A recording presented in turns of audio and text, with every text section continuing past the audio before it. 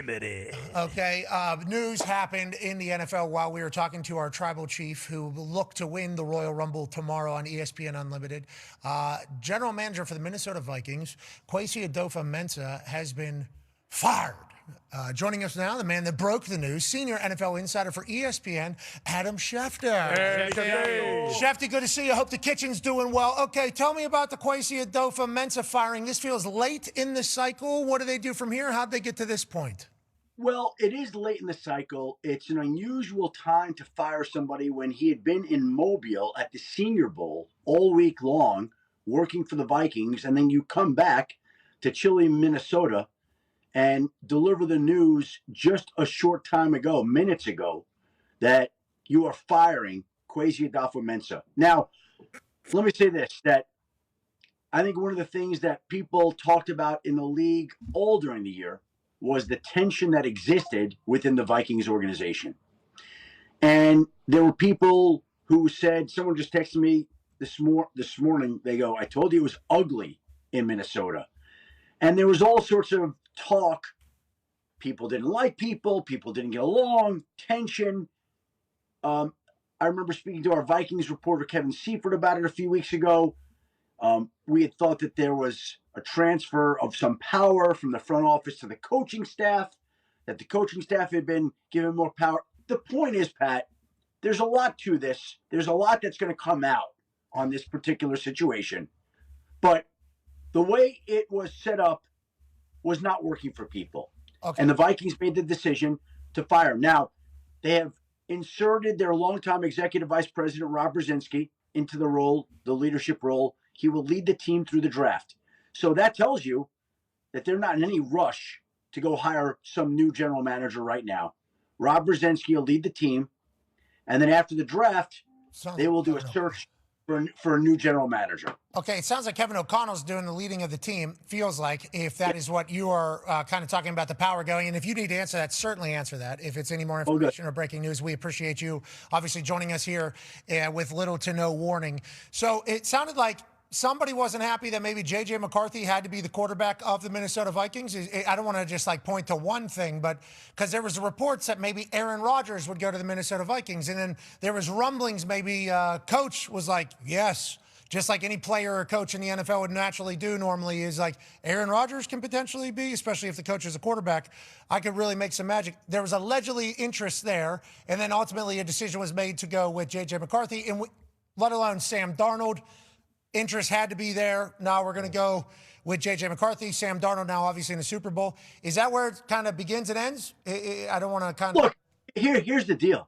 When you have the quarterback situation that they did this past year, where Daniel Jones was in the building and Sam Darnold was in the building, and they leave, clearly there are going to be questions that are asked and blame that's assigned. Now, I'm not telling you that this was a Kwesi Adofo-Mensah decision or Kevin O'Connell. I don't know exactly how it came out. I do remember that they wanted and tried to keep Sam Darnold. They made an offer to him, and it just so happened that the market was such that there was more money out there and a team that wanted him even more than Minnesota, which had drafted J.J. McCarthy. Daniel Jones, they also attempted to re-sign. They tried to re-sign both those guys. And it wasn't happening at that moment. So they wanted to keep both, but they also had a commitment to J.J. McCarthy that they drafted in the first round. And that's an organizational decision. I don't know, who drafted him over the other one, but they all signed off on it, I think, obviously. And I know that they definitely worked to keep Darnold and Jones, and both wanted and were willing to leave. Yeah, and you and I know what that means when a team wants to keep somebody or they don't want to keep somebody or they're interested but not actually. Sam Darnold's deal is not that huge of a deal whenever it comes to quarterback deals that he took to go to Seattle. Now, I did hear they took less money to go to Indianapolis. Now, granted, that was only like $10 million. So whenever you talk about what the deals could be with Minnesota offering, not that I want to just continue to pick. Was that? Go ahead. No. I think Minnesota offered I think Minnesota was offering Sam Darnold way less than Seattle. Seattle was about $35 million a year. Yeah, and 55 guaranteed, I think. Minnesota came in way less, I believe. Exactly, which goes back to what I was asking you about, we want you. Right. Well, here's the deal. People, teams' offers always speak volume. That's what you're saying, right? Like, Yes, Schefter. money. It's not about the money, but it's always about the money. Yes, it is. Yeah. Money says to you how much we're prioritizing you. The money says how much we want you. So if you're the Vikings, yeah, we want you. We want you to the tune of $20 to $25 million a year or whatever it is, right? Yeah. Oh, Seattle, they want you $35 million a year. So Seattle wants you more than Minnesota. Yeah. That's the deal. Yeah, that's how business works in professional sports, at least. Now, granted, there are guys that make decisions to do stuff, and allegedly Daniel Jones took less money here to come to Indianapolis because of the opportunity, potentially. It worked out for us great. I didn't even think about Daniel Jones because of how long he's been injured. Having to see Sam Darnold in the Super Bowl after he won 14 games or whatever with you guys a year before that, let alone Daniel Jones like the number one in it. I forgot about that. Oh, yeah. That's next year, too. Yeah. Well. Yeah. Break that news, Schefter. Daniel Jones coming back, going to be the number one quarterback in the league, and the Vikings let him out. Maybe that's why Kwesi is currently not the Minnesota Vikings general manager, but I'm sure there was other decisions they were making as well. Quickly, before we let you go, other conversation. Myles Garrett. I've been watching the Monken introduction over there in Cleveland. There's people just getting coffee in the back as if they're shooting tires, Shane Gillis' show, as he walks into the building. Everybody else has these massive shots of people walking in the building, the entire building, the whole thing. Oh, yeah. Doing the entire thing. Monken walks in there, dressed casual. Love what he's doing there. Jeans with the loose dress shirt and the sport coat. I'm here to be professional, but I'm a ball guy. Okay, obviously. Walks in front desk. Almost made him check in. They didn't. Hey, sorry I didn't bring the bench. There's people just getting coffee in the back. People just walking around. Yep, no big deal. New head coach is here. Every other building we've seen, everybody there clapping for the person. And then obviously got Myles Garrett posting on his IG story. Yeah. What's going on in Cleveland? And what do we expect the future to look like up there for the Browns? Because I like to think their fans are a good fan base in the NFL. But it just feels like there's always shit happening around Brownie the Elf. What are your thoughts on the Cleveland Browns and how it's kind of rolled out and what we should look for? Well, here's the deal. Todd Monken is a very good football coach. He really is.